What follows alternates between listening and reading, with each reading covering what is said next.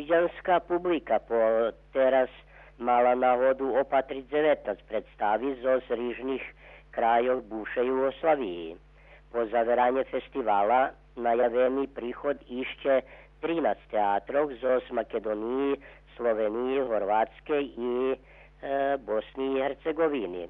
Podčas tirvanja festivalu šit našćivia 470 glumci z 37 teatrov, ta šit postal centar teatra, a to bohatstvo u kulturnim, umetnickim, ali i turističnim naprijame naglašal Cvetin Aničić, jedan od organizatorov.